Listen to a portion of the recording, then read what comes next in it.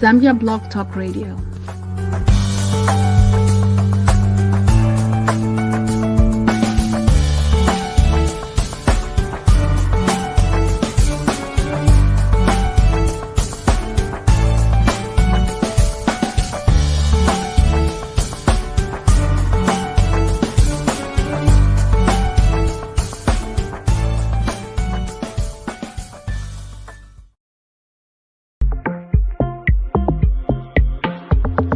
This July, something big is happening in Livingston, Zambia. Get ready to book your ticket from the 6th to the 8th of July 2022. We will be shifting mindsets to ignite growth. Welcome, Mwaiseni, Mutamboke, Tamulandilani, Mwatambulwa. Welcome to the Zambia Diaspora Conference, where Zambians from across the world and at home come together with only one agenda: shifting mindsets to ignite growth. Be a part of this exciting conference, slated for the 6th to the 8th of July 2022. Come and listen to an array of amazing speakers whilst you enjoy the outstanding beauty of the Avani Victoria Falls Resort and Livingston City, the tourist capital of Zambia. There will be lots of entertainment plus things to do throughout the conference duration. Find out more and book your tickets today at www.shiftingmindset.org. The Zambia Diaspora Conference, shifting mindsets to ignite growth.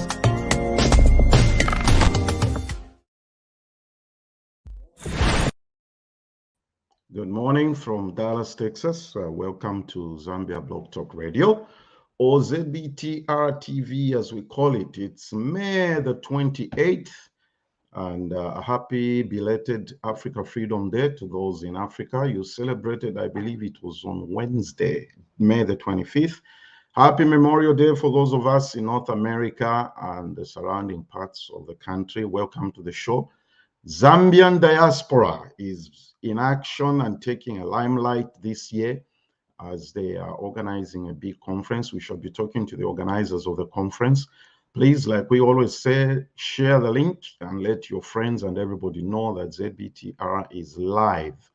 And we want to encourage you to subscribe to our link or to our channel on YouTube, ZBTR TV.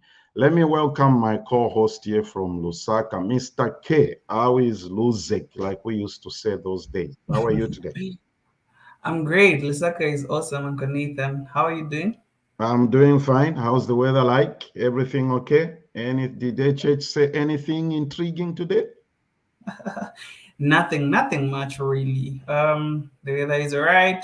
He's actually he officiated the intercompany relay that's just taking place at Hero Stadium.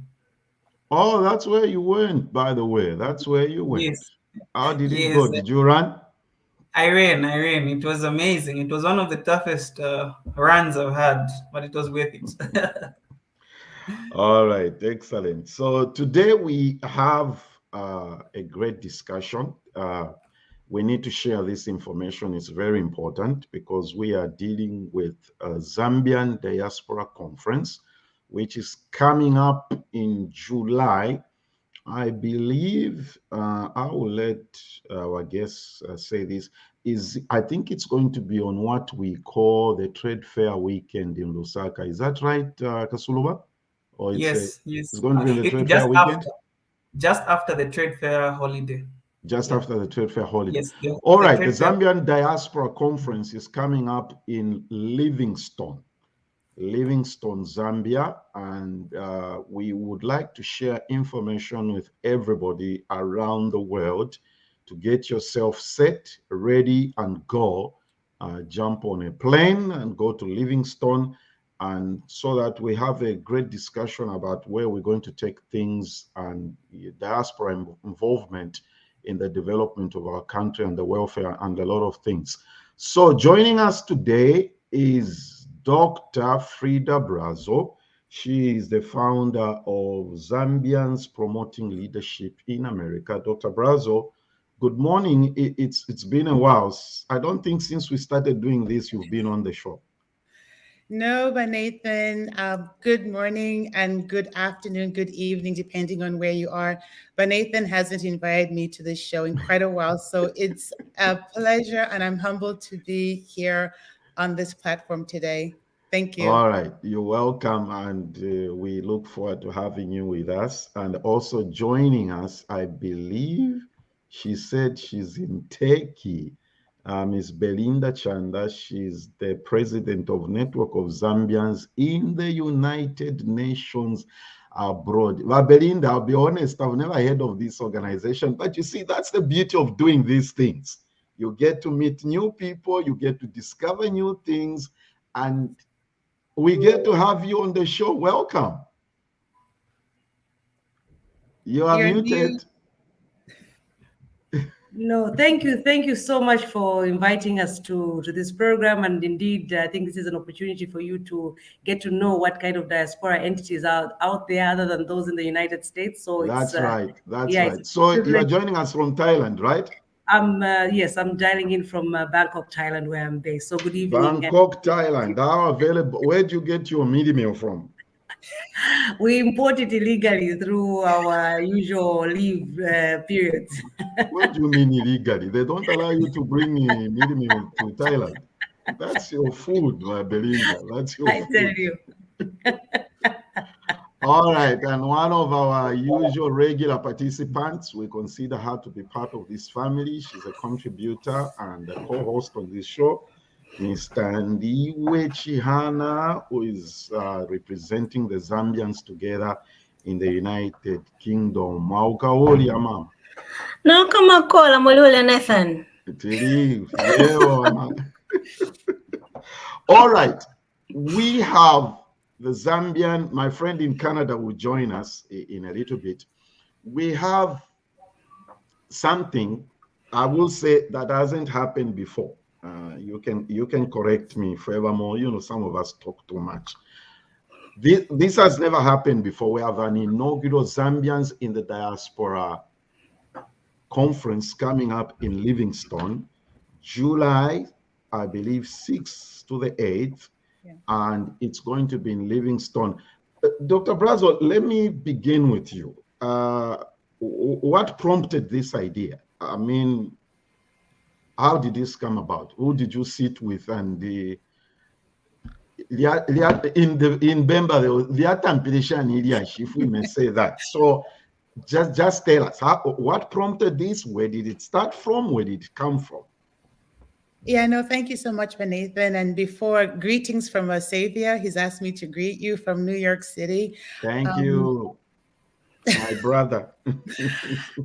So yeah, Tampile Pisa, it's actually you were part of this when there was an interest in having a community center in the United States to pull together our Zambians as well as promote our culture. As most of us will agree, our cultures are being diluted across the board, not just the Zambian culture, but all cultures.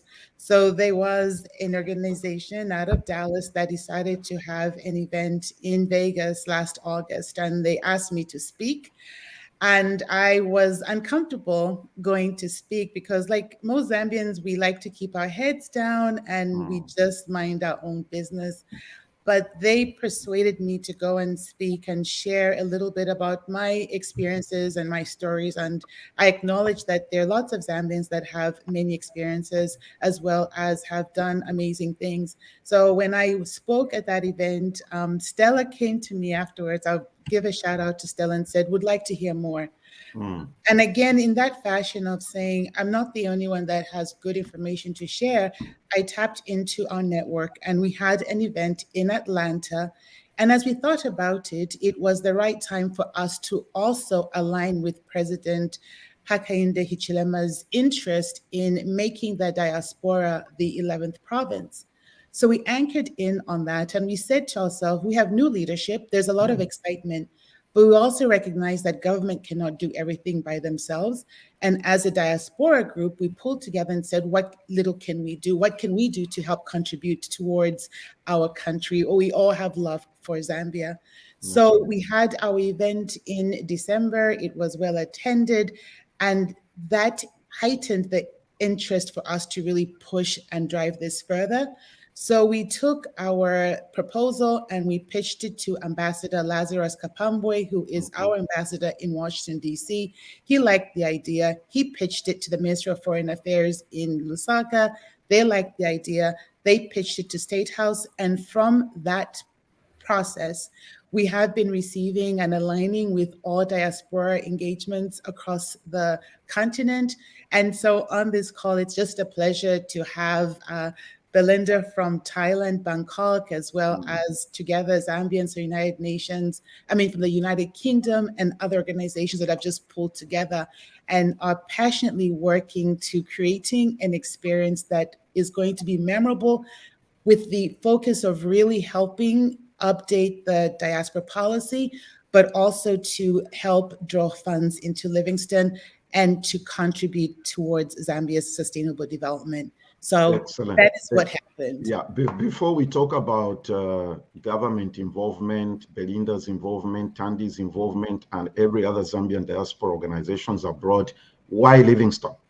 Tourist places all over the world are expensive. Europe, America, Africa, any tourist town is an expensive place, Frida.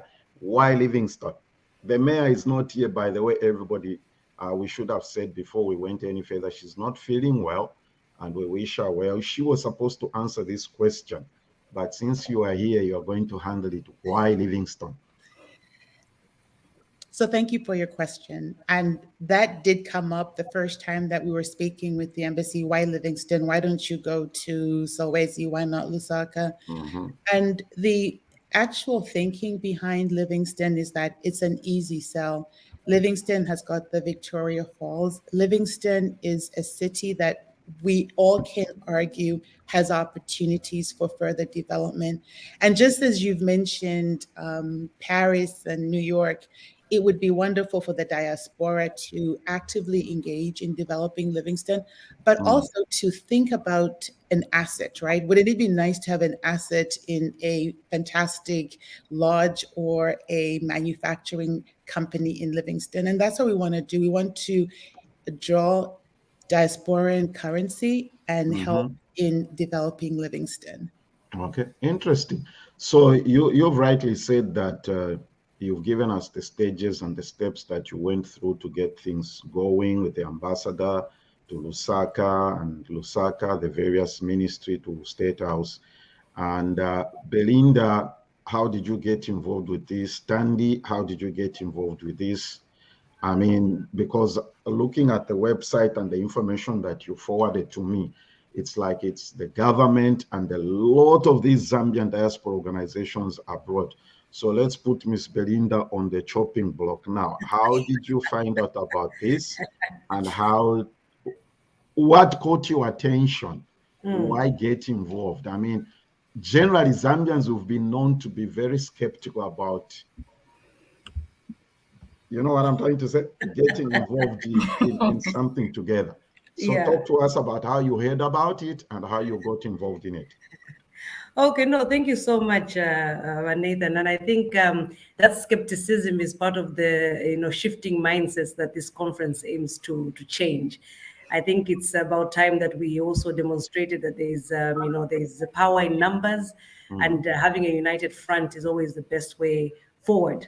So just like the ZLA in the United States, we established this professional network of people that are working in the United Nations after recognizing that we are quite a number of people who are working on the front line of development. And so we formed what we described as a diaspora group.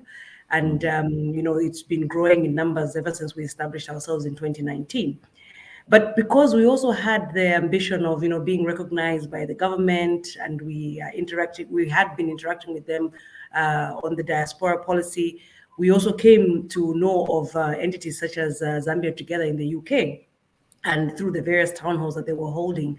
And because of establishing that network and taking advantage of, joint activities, we realized that, we were better off together, in terms of trying to influence, changes and the development in our country. And this has also been prompted by the fact that technology today is bringing everybody closer together. I can't imagine that if this was 10 years ago, I think it would have been very difficult to bring all these entities together. So through the network that we've established, one of our members, brought this event to our attention, and we realized that this is exactly what we've been trying to do for a long time. Have these conversations with the highest office so that they can recognize us as they have as the 11th province in this new Dawn administration, and really, put our proposition on the table and begin to really work out very tangible ways of working together and contributing to our country. This is said in very broad terms on how to contribute, in terms of investment, technology and skills transfer, but we really need to actualize this and make it a reality. And that is why we are on board, because it really does make sense for us to come together at this point. Thank you. Candy, how did you get to learn or hear about this? And how involved is Zambians Together in the UK? I'll respond to the last question first. Zambians Together UK is involved 120%. We're in it with everybody entirely, both feet in. I got involved with this alongside the rest of the Zambians Together directorate after, Zambians Together, as you will have been familiar with from what Belinda said, and also you and Nathan, we've previously worked with you. We've been holding information town halls during the pandemic, making information accessible to the community, the diaspora community, especially within the UK, collaborating with government as well as stakeholders in various places. And for us, one of the key things was to say, how do we get together and be there with each other and contribute to our country, but also contribute to the progression of the diaspora community. And the biggest thing that came out of we re-strategized post-COVID, because we're responding to COVID initially, but we re-strategized, and the biggest thing that came out was collaborating across the piece, across the Zambian diaspora piece, working together because we had similar aims, similar goals. We have a love for Zambia. And so this is why we came on board. This fitted really well. And one of the town halls that we held was on investments, and we hosted Prospero. So Prospero was a referral. Prospero referred us to promoting Zambian leadership in America. So that's how Afrida got in touch with us. Excellent.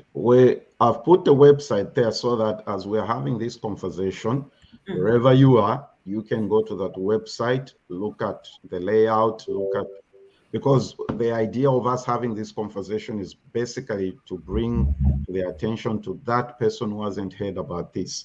So all the details and whatever other things that Frida, Belinda, Tandy, Kasuluba, and myself are not able to cover, you will be able to get it on that website. I believe that's www.shiftmindset.org. Please go there. I hope it's correct, Frida, right? It's mindset, not mindsets, right? All right. So go to that website and the information is there.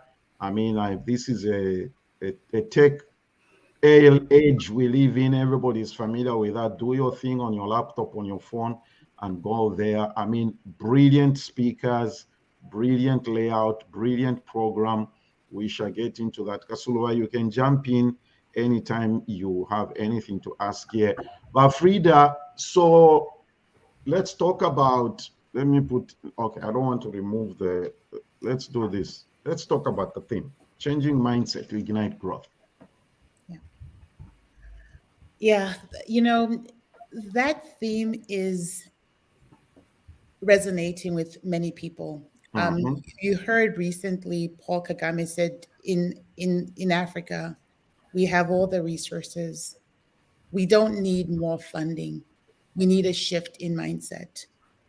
We also always hear about leadership challenges on the continent, leadership challenges in companies, leadership challenges across the board. And it basically comes back to the culture, because the culture is what showcases how people think. And the way people think is how they feel, and how the way they feel is how they behave. And we know all as well that we cannot achieve the results that we want until we shift the way that we think. And it's almost like we want to achieve greatness, but you can't achieve greatness in your current state of mediocrity. And that's where the conversation around us as Zambians, whether you're in the diaspora or whether you're on ground, taking a stock of how you currently think and identifying what limitations you have put on yourself. You know, one of the speakers that we have that's going to jumpstart this whole conversation is Vachisanga Puta. If you've read his book, Pathways to Excellence, he talks about how colonization has really impacted the way that we think. It goes further in to talk about the self-limitations that we have as people. I can't do those. We think we cannot do all these things, but that's because we have led ourselves to think that we cannot make those changes in our mindset. So this really calls for us to challenge the way that we're thinking, very much what Belinda was saying earlier on around back in the day, we wouldn't have been able to do this because of technology. But we have shifted our mindset around how we use technology and how we can engage with each other. But more importantly, I am a strong advocate that in order for us to create the Zambia that we want, we have to change the way that we think. We have to change the way that we operate. So this theme resonates with a lot of people, and it's going to become common as we bring in speakers to really anchor in on their mindset for those that have been successful and not being successful, so that more people can feel that energy, understand their human potential, and take it to the next level.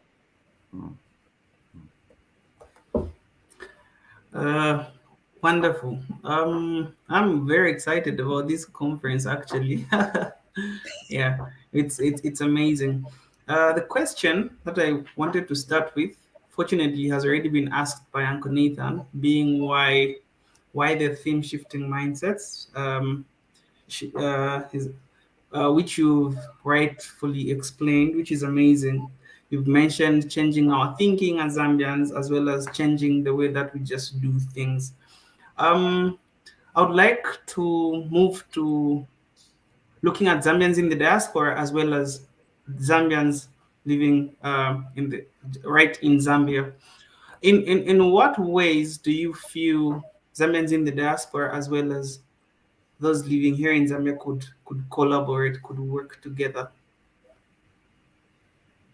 Am I allowed to pass the question on to Tandy? And the reason I feel comfortable in doing that is that it's a shared passion, shared purpose. Okay. I'm happy to take it. Yeah, thanks. So the question is, in what ways do you see the Zambians in diaspora and Zambians at home collaborating or working together? There's a plethora of responses to that, but I think overarchingly, we have to recognize that we have been collaborating. When you talk about remittances and that relationship, we have in a way been collaborating, but it's been very transactional, predominantly. Zambians at home and Zambians in diaspora have traditionally been considered to have a fractured relationship in terms of trust. And this is an opportunity for us to break those barriers, to demystify those things, because there are successes out there, but there are also establishments that could evolve and be born out of something like this, where we are working collaboratively.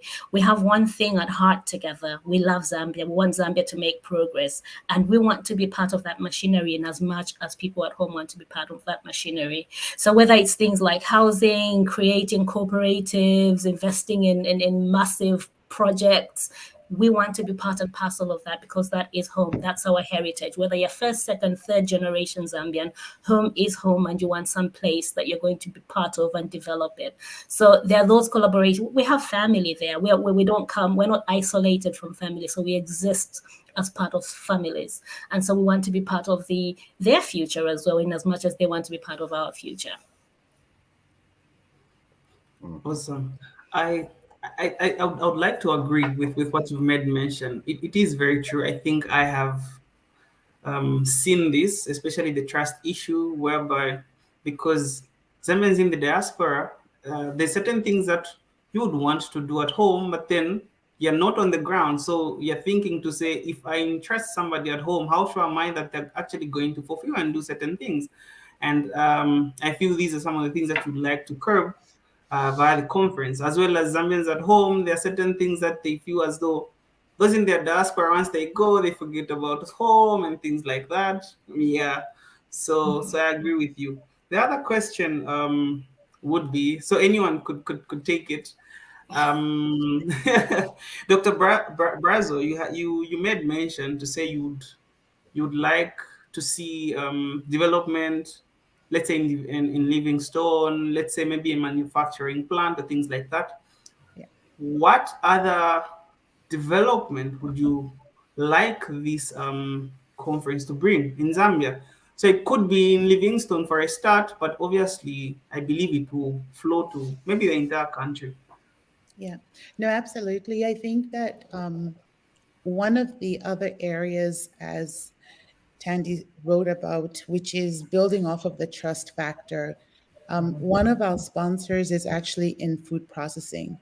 And for whatever reason, I'm not sure, that whole value add around food processing has not had the momentum or the big progress that it has had in other countries. Think about canned tomatoes, or, I think we have walnuts, peanuts that are being sold. I know that avocados is becoming big as it relates to export, but there's also that opportunity for value add. One of our sponsors is interested actually in setting up a factory in Zambia, right? And so those opportunities around knowledge transfer, but bringing in that expertise and also helping our Zambians learn and understand what it means to get to that quality product. There are Zambians on this end I've asked, like, what would you like to see and how would you like to participate in this conference? And they've spoken about, I've been in this company for close to 30 years. I have lots of board experience. I could sit on a board in Zambia, right? And bring in that whole element around governance that is also always a big question mark.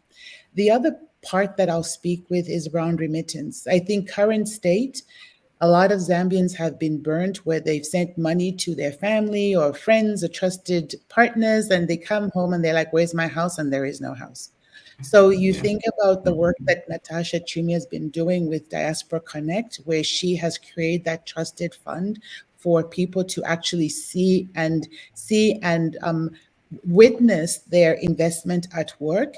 But think about if even like 6 or 7 Zambians got together and scaled in, like one has been sending home $100,000, but say that's $100,000 times 6 was $600,000 that created a construction of a facility that got jobs created for the youth, right? That is also an opportunity.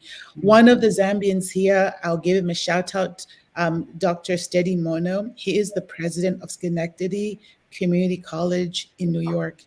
That school is reputable for hospitality. What are the options on bringing in that expertise around hospitality to Livingston or even other cities within Zambia, where now our hospitality is mediocre, but it's taking the next level. So really, when you start thinking about what are the areas of collaboration, the fact of the matter today is that we cannot, as a country, say we've had a formal way of leveraging the diaspora currency. And that is what this is going to begin, is that whole awareness, the whole establishing of trust, the whole exploration of the community and opportunities that can happen that will create jobs and will promote private partnerships or public-private partnerships. So, Tandy mentioned this, the sky is the limit for everything that can happen around collaboration. Excellent. Let's take a break here, and when we come back, we're going to look at how the conference program looks like, the speakers, and what you need to do to get yourself to Livingston. This July, something big is happening in Livingston, Zambia. Get ready to book your ticket from the 6th to the 8th of July 2022. We will be shifting mindsets to ignite growth. Welcome, Mwaiseni, Mutamboke, Tamulandilani, Mwatambulwa, Welcome to the Zambia Diaspora Conference, where Zambians from across the world and at home come together with only one agenda: shifting mindsets to ignite growth. Be a part of this exciting conference, slated for the 6th to the 8th of July 2022. Come and listen to an array of amazing speakers whilst you enjoy the outstanding beauty of the Avani Victoria Falls Resort and Livingston City, the tourist capital of Zambia. There will be lots of entertainment plus things to do throughout the conference duration. Find out more and book your tickets today at www.shiftingmindset.org. The Zambia Diaspora Conference, shifting mindsets to ignite growth.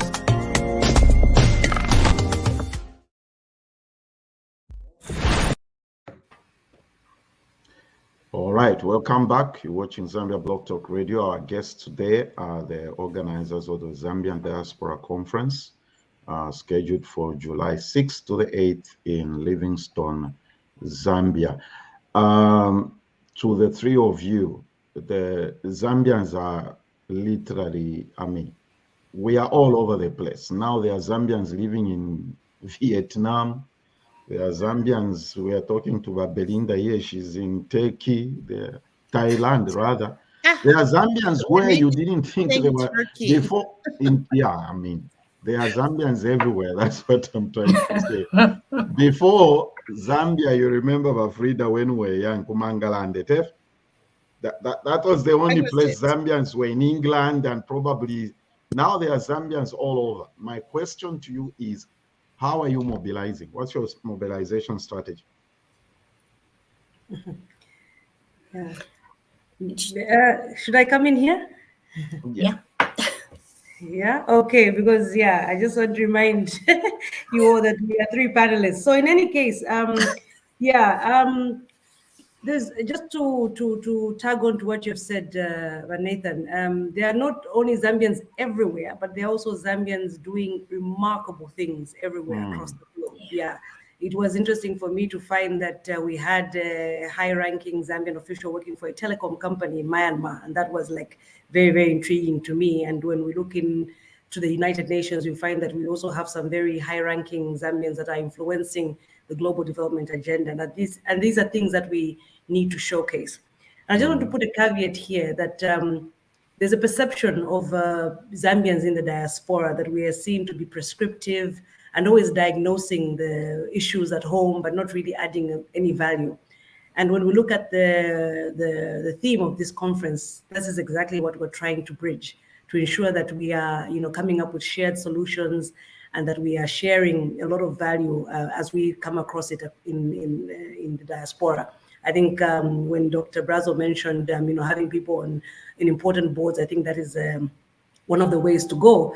And we also want to harness, opportunities like the electric vehicle shift in the green economy that the Zambian government is trying to push, and see how we can mobilize, expertise around that, just as an example.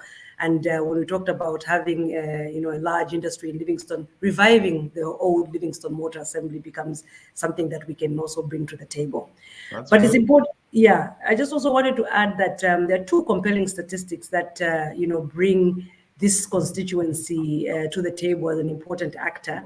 One is the fact that in 2020 alone, we contributed 0.5% in terms of remittances to Zambia's GDP. So that's quite a bit of money, upwards of $100 million according to a report that we came upon by the World Bank. So that alone shows you that there's an opportunity there when it comes to local investment that is actually being coming in from the outside.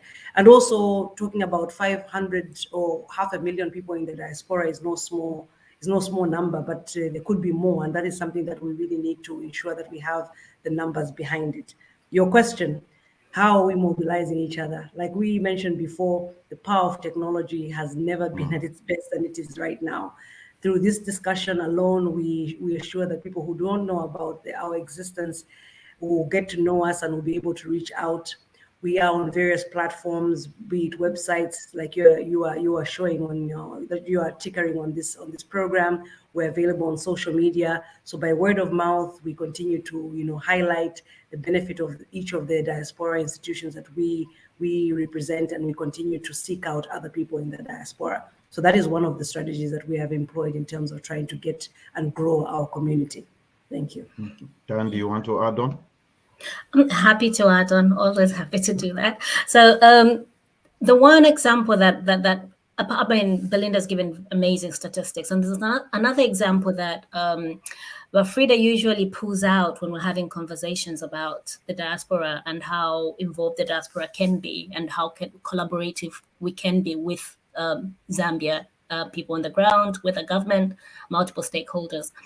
So the Irish diaspora community, across however many generations around the world, the larger population of people who identify as Irish are actually in diaspora, but they are heavily into investing and developing Ireland. They are part and parcel of that system because they belong. That's their home. That's their heritage. And I think this, for us, this is just the beginning of that conversation. We're trying to reach out to as many people as possible, but this is the beginning. And we want this to be a growing and evolving platform that brings in that kind of identity. It becomes the norm rather than the exception, that people see home as home and become part of whatever needs to be done to make it better for all of us. Excellent. And I'd just like to add on to that as well, is that if everybody recalls when Ghana started the year of the return,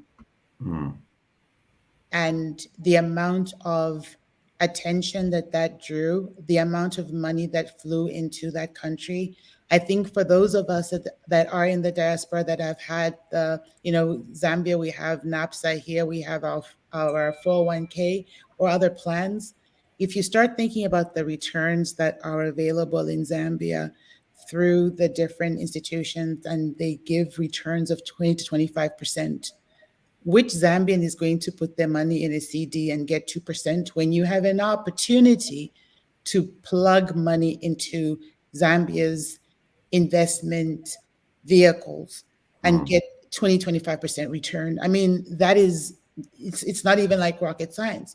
So what we are looking as well here is being able to influence those policy, but also bring awareness around the investment policies that are in Zambia so that we can diversify from our portfolios that are in different investment vehicles in the world and plug them back into our Zambia to help us with not only the debt, but also the goals and opportunities for us to create jobs in Zambia. So, when you start thinking about where and why is this important, if anybody wants to be a part of transforming Zambia, if anybody wants to be a part of creating the Zambia of our dreams, then this is the right place to be. And I just want to, in summarizing everything, is say that we're apolitical. We are not on political grounds. We are about country, one Zambia, one nation. And that's what is important for all of us as we think about the diaspora policy conference and as we move forward. Excellent. Okay. Isaiah, I don't want to butcher the name. Zaina says, nice topic. Bamsonda says, looking forward to this conference. There you go. Excellent. Our Patricia, part of our global family, good morning all. And she also says, great topic. And Trevor is also watching. Well said, Dr. Frida. So we have a lot of people. And here, I love this, like whatever Belinda said, watching from Egypt. There you go. Whoever thought there were Zambians in Egypt? They are everywhere. We are everywhere. We have people participating. Awesome. I'll watch it online. Now since what Glorious P says, I'll watch it online. I shall skip some things here and just let's get to the actual, what do you call it, getting into the conference. Okay, so what's the registration fee? What does it cover? How do those intending to attend register? Sure. On the website itself, for those that are across the board, you can actually purchase your tickets now online. The cost of the ticket, and we've been extremely deliberate in terms of not trying to make money off of people because we want to draw as many people as possible. The registration fee covers the speakers, it covers breakfast, it covers lunch, it covers cocktail hour, and we can't wait to talk to you about Culture Night that is being arranged and presented by My Zambia, My Responsibility. You talk about partners. And it also covers the Black Tie event where we have identified, and this is an interesting conversation because everybody wants to receive an award, but we've identified few Zambians that have very, very well represented Zambia in the diaspora. I'll give you an example of one of the award recipients. Belinda's going to smile when I say this, but it's Kalusha Walia. You know, we talk about if you have a Zambian passport and you go to anywhere in the world and you present it to the officer and the officer knows Zambia, he's either going to say Kenneth Kaunda or he's going to say Kalusha Walia. And we feel as a diaspora that even here, when you run into anybody that's from Mexico, I always say that Kalusha Wale is my cousin. Then I realized I was getting a lot of attention. So I said he's my brother right now. So Kalusha always draws a lot of attention. So he's somebody that in the diaspora, his name has a brand, carries a lot of weight. So he's one of our award recipients. So we're really looking forward to having him come and receive and share his comments around shifting mindset at the conference. So that's what the amount covers. And it is online using the American philosophy or the marketing philosophy around getting sales quickly. As the end of the month draws near, the amount that it costs goes up. So I would encourage everyone to buy your tickets sooner than later, because the closer and to the point that you leave it towards the end of the conference, it's going to cost a little bit more. And for Zambia, before you ask me the questions, where can you purchase your tickets? We are working with On Ground, a group that is going to help us push ticket sales. So ticket sales are open, encouraging you to buy your tickets, and they're online. Okay. Those in Zambia on the ground, is there an arrangement for them to go to the hotel reception desk? Or is, in Zambia, whenever something is happening, I noticed they have an arrangement where a particular bank works with a certain organization and you go to that bank and do what you need to do. Is there anywhere in Zambia where somebody is going to buy a ticket on the ground apart from going online? Yeah, but Nathan, no, thank you so much for the question. And we're working on it. And I'll put a plug out. There's an amazing Zambian lady who has won lots and lots and lots of her awards. And Nathan, if you get a chance, you can put a plug in for her as you raise it. But her name is Mwai, and she does a lot of luxury event planning, and she is our event planner. So she is on ground right now. She's hosting a private event in Livingston, and she is really taking this to the next level. As we have discussed already, we're not compromising on excellency. We're not compromising on the experience. And before you ask me this, because I'll start as a consultant, share as much information so that the questions are diminished. People are going to ask, is it going to be streamlined? Is it virtual? Of course. Let me show you. Yeah, Gloria P says something here. Unable to travel at the moment because of work. Yeah. I'm sure they would like to, those of us that are not able to travel would like to watch online, but it's not free. Is there an online provision to watch and to register? Online? Yes. And we are actually working on that. But, I will say this, it's almost like watching a wedding. You'd rather be at that wedding or at that party versus watching the party, right? So we are strongly recommending and encouraging you, if it's possible, to be there in person.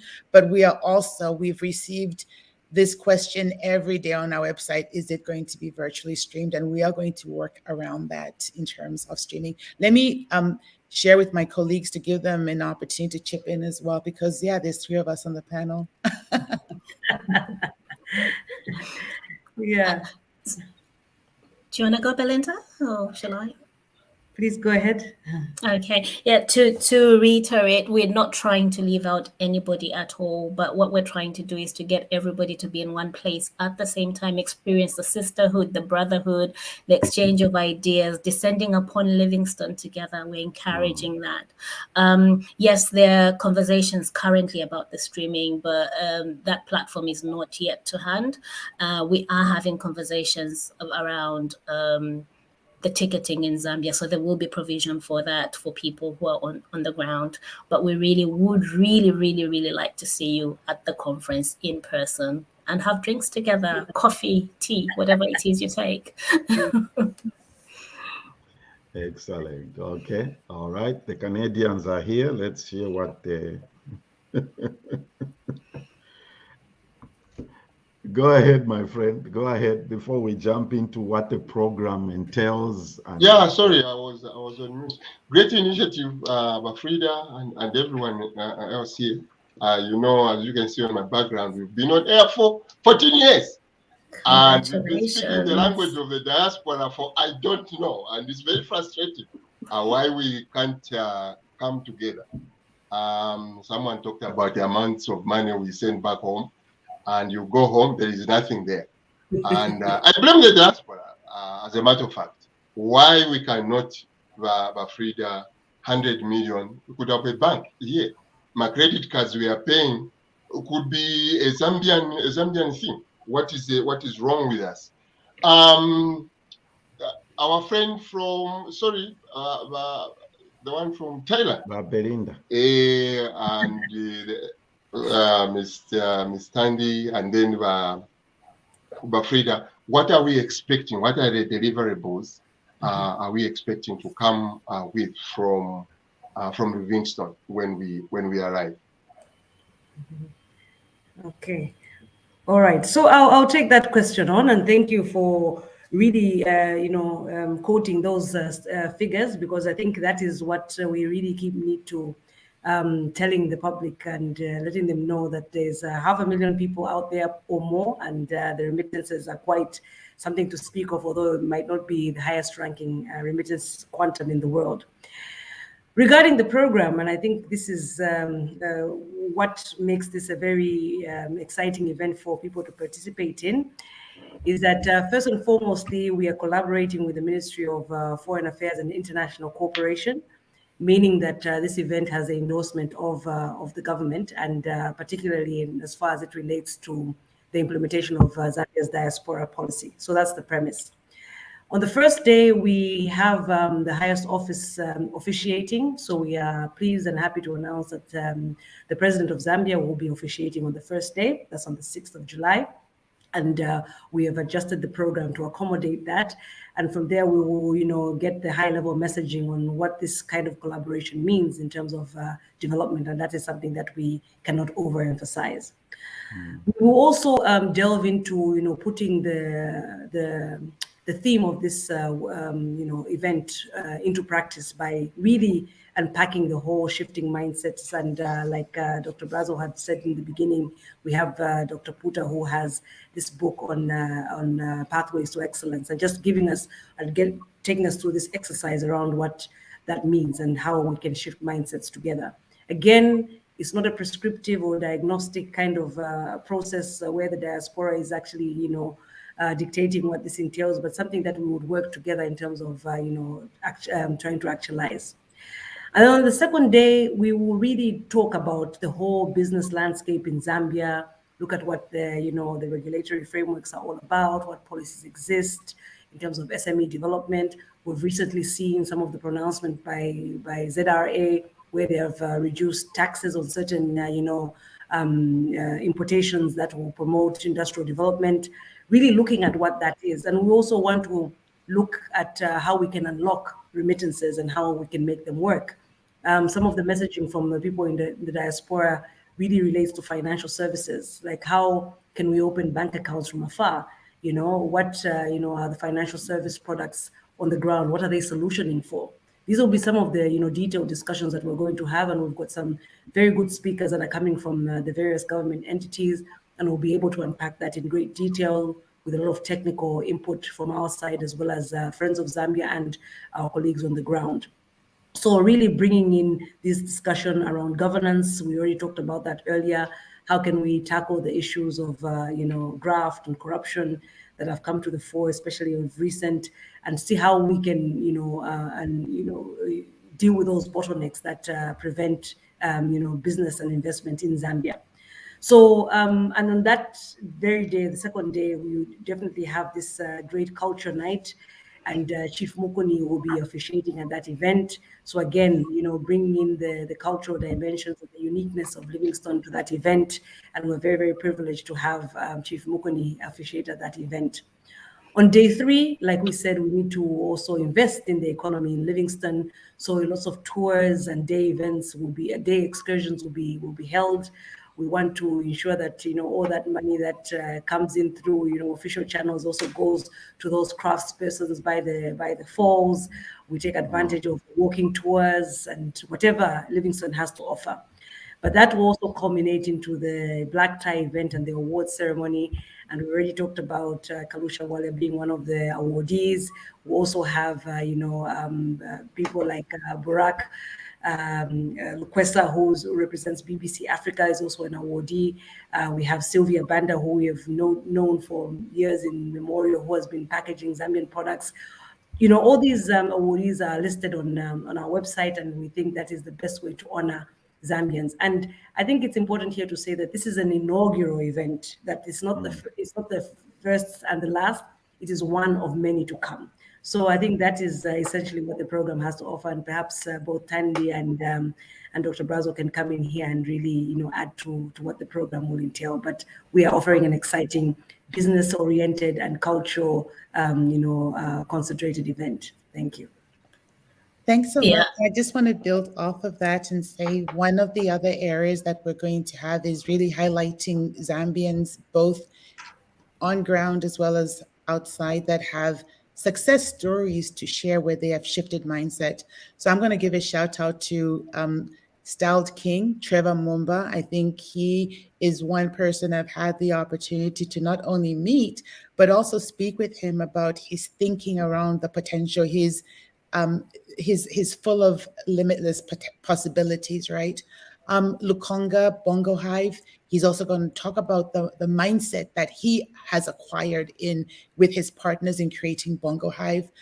We have Constance Monsway. She's an amazing entrepreneur out of Silicon Valley, California, and she's going to talk about what it means. If you've watched some of our videos, she highlights how businesses sometimes have entrepreneurial poverty just as individuals have, and they can live paycheck to paycheck. That's a phrase that she always talks about, but she's going to talk about the mindset. So if you think about TEDx talks, people coming in, giving that concise, succinct, this is what has made me become successful with what I do. Here's the mindset that I wear, and here's I can share and encourage others. So that whole aspect of you can't be what you don't see, we are going to let you see what you can be.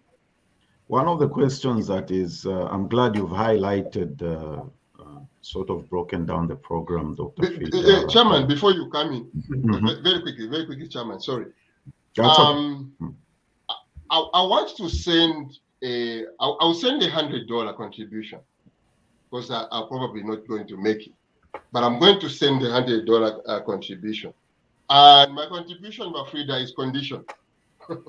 Sorry, it's conditional. That when you reach there, changing mindsets, you tell the president, we want people to open, or those who have business accounts, to open a bank account in 1 day. Someone walks in the bank, 1 day. I'm talking about this because we have an organization here. It took us 2 weeks just because the bank is asking for this, is asking for that. We are not going to develop as a country. We are not going to go anywhere. If people have to go to the, we have to threaten the guy at the bank just to open the bank. So I'm sending my contribution of Frida. When you come back, let me know if you are going to ask that question and you are going to, it's one of, please, Napapat. Yeah, so go ahead, Nathan. Now let me know where to send that contribution. And if I don't deliver, you can always give it to Tandy or.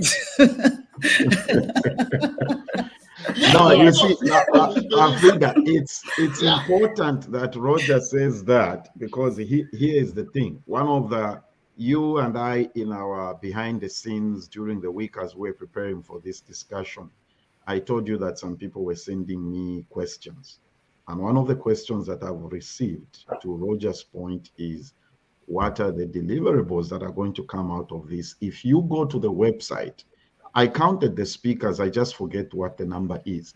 Says there's quite a number of speakers for this conference. What should be the people attending? What are the expectations of the delegates from these speakers? And how were they chosen? I can go with that. The reason why we have so many speakers is that this is not a one-on-one, and it's not that typical 30-minute, I'm standing in front of an audience and having a conversation. Most of the speakers are going to be on a panel, because we want to hear the different versions and experiences. And then we're going to have a lot of Q&A, so a lot of participation. And then, just as I mentioned, in terms of the TEDx talks, I want to also give a shout out to Brighton Kalma, because we want to ensure that the youth representation is also there. But we are doing like 10-minute conversations, and you can get 6 speakers in an hour if they abide to that. So you have to think about, again, a different experience altogether. It's not a sit down and hear, and we have to learn to be concise. And there is also going to be a significant amount of networking. And one thing that I want to share as well, I know we're throwing a lot at the audience, but because we're so excited, I'm actually traveling with my children. She's 20 years old. She's been to Zambia when she was young, but not as an adult. And there's something that goes on with Africans. If you meet an African child, she'll say, me, I'm American, but my parents are Zambian, or I'm American, but my parents are Nigerian. You meet somebody from Ireland, Tandy mentioned that, 4 generations, and they'll say they're not American, they'll say I'm Irish. So we have to continue building the brand for our country. And that's where this is going to be, is that the experience is going to be such that it's excellent, such that we build brand and we have generational embracement of who we are as a country. Excellent. Kasulu, did you have a question before we wind up here? Okay, not really a question, Uncle Nathan, but maybe expectation. As a Zambian who's at home as well, I want to talk about my expectations. So I like the point that Dr. Berzo had made mention, and also the points that Madam Belinda and Matani have already talked about. One of them being issues to do with, let's say, food processing. It breaks my heart, to be frank, to see how we have mangoes in abundance here in Zambia, but then once the mango season is done, that's it. I was having a conversation with Dr. Musoma some time back, was telling me to say, I think he was in the US then, he was buying some mangoes, it's really expensive, He showed me the prices. I was like, we just throw these things away here in Zambia, So some of the things that I'm looking forward to are how are we now going to be ensuring that we start exporting mangoes, for example. We need to be having processing mangoes. We need to be having them all year round. There's no way we're having them in abundance in the rainy season. When it's done, that's it.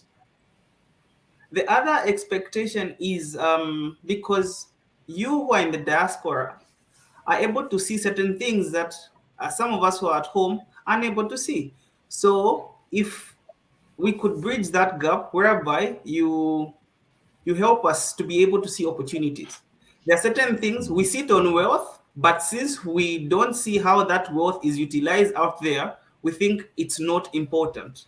So you'll be able to point out to say, hey, Kasuluwa, you are in Zambia and you have this. Do you know how much demand it has in Ireland or in Egypt? I feel for me, those are the expectations I have, and it will really be amazing. Yeah. Excellent.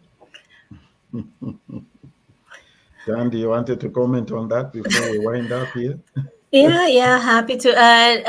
Kasuluba, this is. I mean, those concerns are concerns that everybody, I think, faces, but the concept of a mindset shift, I think, taps into that. So we have the resources. What we haven't done is harnessed what we've got. So this kind of platform enables that. It opens up, and that's not to say that there isn't that already in existence in Zambia, but it's unlocking that mindset and understanding how systems work. So in order to unlock, I mean, for the mindset to actually be unlocked and also to implement, you've got to make sure that systems are in place that will accommodate that. And so this is what we're hoping that this particular conference is going to start bringing to the fore. We want to see systems change. And some of the speakers, I mean, they're amazing. I work in systems change. And when you think of people like Xavier Mwambwa, Vaputa, those are people that are already, in the space of mindset changing and also influencing systems change. You think of Mr. Elias Primo, who's already on the ground. He's one of the speakers that's going to be there. So we think that this is definitely an opportunity where we can unlock some of these opportunities and critically look at ourselves and say, what have we not done to make these things happen? I think what we need to do is there's a lot of information to unpack on this conference. It's the first of its kind. What we can do is, Frida, let's work together. A week before the conference, we can bring one or two speakers and talk about some of these things and try to cover what needs to be covered.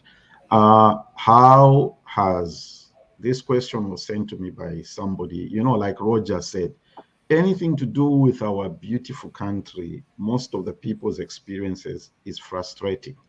And somebody said to me, oh, wow, here we go again. One of those things where people get together and it's expensive. And I said, oh, no, don't be judgmental now. Give it a chance. Things have changed. Mindset again. So let me read this so that I don't put in my own words, okay? Us preachers have got a tendency of paraphrasing things, all right? How has the event been structured to ensure that exhibitors and delegates foster those strategic alliances?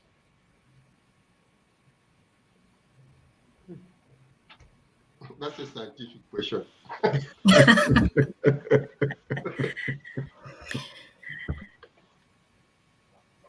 Did you want to come in, Rafrida, on that one? How has the event been structured to ensure that exhibitors and delegates foster those strategic alliances? I don't know whether that's physics or chemistry, like Roger is saying. No. I think you're muted, Rafrida. You're speaking, but you're muted. I am on mute, and I just want to say thank you so much for that question. I will start off by saying that, we have 2 days really of conversation. We're not waiting until July 6th to 8th to begin these strategic conversations. A lot of them are starting already, where if there's an interest right now to aligning and meeting with our sponsors, we've had conversations with our sponsors, even specifically the banks, around what our diaspora needs. Most of the banks that we're talking to have got these products that some of them are even excited to launching. The question is, how involved has the diaspora been in sharing what their needs are, such as opening a bank account within a day? So we are looking at the program and have discussed with the Minister of Foreign Affairs to having the first day where they will have the various ministries. They are having interministerial conversations right now, where they'll have a booth and opportunity for the Ministry of Home Affairs, the Ministry of Infrastructure, the Ministry of Commerce to talk about PACRA or talk about national registration cards or talk about passports. So we are going to leverage, number one, pre-conversations that are ongoing right now. We are also on the day going to allow for booth and information exchange, as well as set aside meetings where we can have B2B conversations. We do have a set program that, again, is evolving as we identify the sponsors, because if there's a sponsor that gives a handsome donation, we cannot say you cannot speak, right? So we are creating a program that accommodates their needs, but also accommodates the needs and expectations of not only Zambians on the ground, but also Zambians who are going to put in that big investment of flying down to Livingston. Excellent. The reason I've kept the date there is that people know, keep this in mind. And this brings me to my next question. Any special arrangements with any airlines for special rates? Number two, when I call, it's the name of the hotel is called what? Avani. Yeah. When I call Avani Resort, what should I say to them? I'm trying to make a reservation. What should I do? What should I say? Yeah, I mean, so the last question, I think, first and foremost, the message to all the people listening in is that you must make your booking between the 6th and the 8th. And you should mention that you are attending the inaugural Zambian Diaspora Conference. As we are working together with them, they are fully aware of this event. In terms of special arrangements with the airlines, we are also working on that. But we think it's safe to say that with only 5 weeks to go, it would be a good idea for colleagues or people who are intending to participate to already start looking at flights. But I'll pass that on to my colleagues with regards to special arrangements. But all our partners are aware of this event. And so I think we just continue to, keep the word going and, stating that you are there for the Zambian Diaspora Conference. Thanks. Okay, so there's a special rate for those going for the Zambian Diaspora Conference, right, at the Avani. Yes, and the link will be put up on the website in the coming days to that. Okay, all right. Yeah. So excellent. Go ahead. And with regards to flights and special arrangements, when very actively engaging airlines, so there are conversations going on, but we also have to highlight that 6 to 8, the July period is peak season, so it's a very difficult time to get discounts. So I would still say get your tickets as early as you possibly can, because I think the rates that you'd probably be looking at would still be similar to what you'd be getting anyway. Should we manage to get any of those discounts, it's a very tough time to be getting low cost flights at that time. Okay. So I know Tandy, you're in Europe. Frida, you are here. Belinda is in Thailand. I know there is that arrangement where you can go into. Some people don't want to. We're trying to avoid that aspect of Lusaka, blah, blah, blah, blah. So there is a way to go into Livingston directly, right? I know you can go to Ndola without going to Livingston. You see the question I'm asking? Yeah. Yes, I'm actually leaving from Atlanta to Johannesburg, and then catching a flight from Johannesburg to Livingston direct, nonstop. Okay. Yes, and I just want to share with you that as Tandy mentioned, the airlines were interesting because we shifted their mindset. They started out on the call with, well, we don't know what we can do, but after they understood the magnitude of the impact as well as the opportunity to not think transactional, but think big picture, they escalated this, and we have had amazing feedback from every single partner that we've spoken to, because there is a lot of value in what this could potentially lead into. Excellent. We shall have this we shall talk about this again with some of the speakers, I think a week before the event. And we want you to know that the young man here, Zambia Blog Talk Radio, is sending this young man to the event, and he's coming. Lovely to see you, Kasalova. Yeah, so that awesome. You need to bring a report to this. Like Roger said, when he makes that donation, he wants an assurance. So we are sponsoring you, and you need to bring back a report to the audience and say, this is what you got from here. Any final word about Frida before we go here? I just want to say that thank you again, Nathan, for this opportunity. I want to thank my fellow colleagues and give a shout out to a group that's working to making this happen. I know it's only 3 of us, but in the planning, it's almost like we're 20 or so people that represents My Zambia, My Responsibility, represents Savior, represents so many organizations, ZamOx Bridge is on.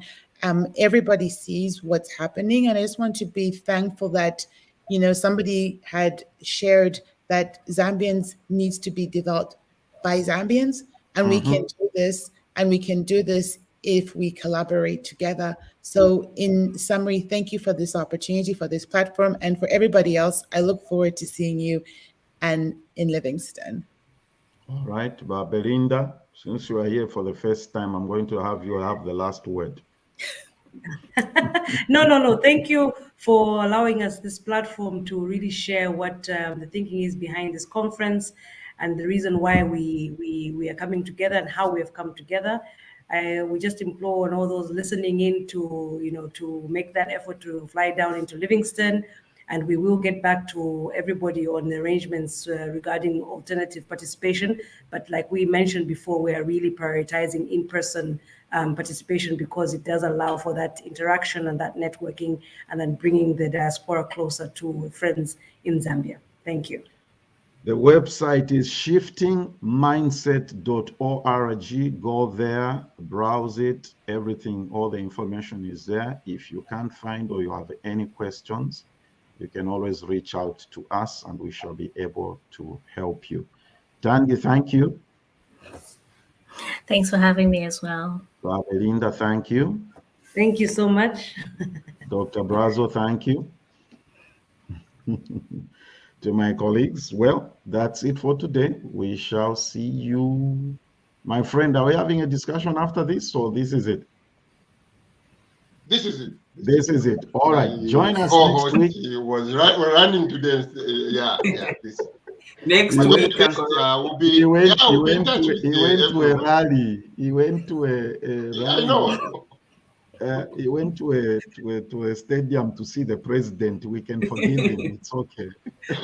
Next week we'll be talking to, what's his name, Kasulova, Dumisani Ngube. And actually, it will be great. I also run Dumisani through the shifting mindset.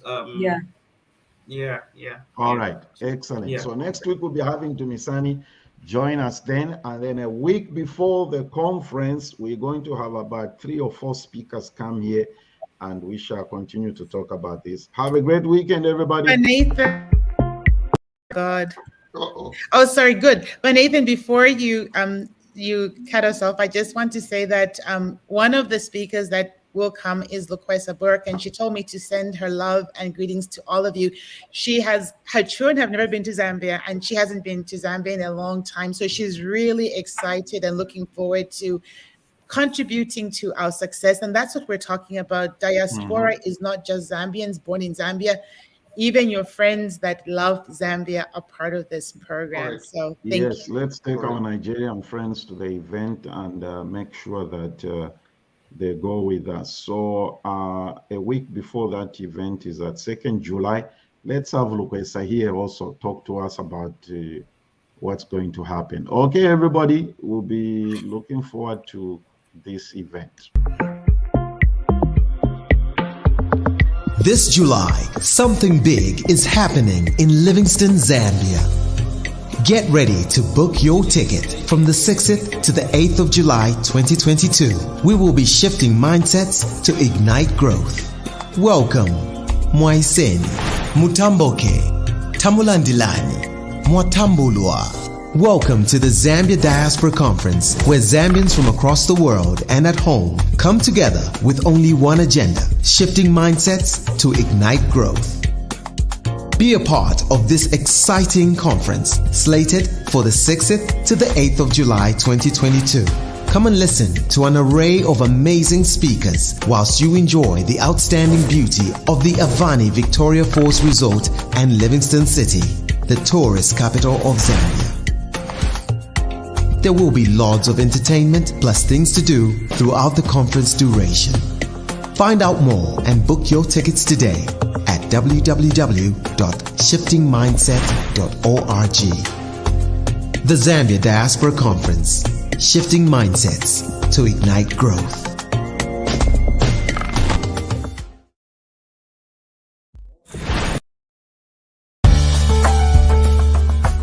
Zambia Blog Talk Radio.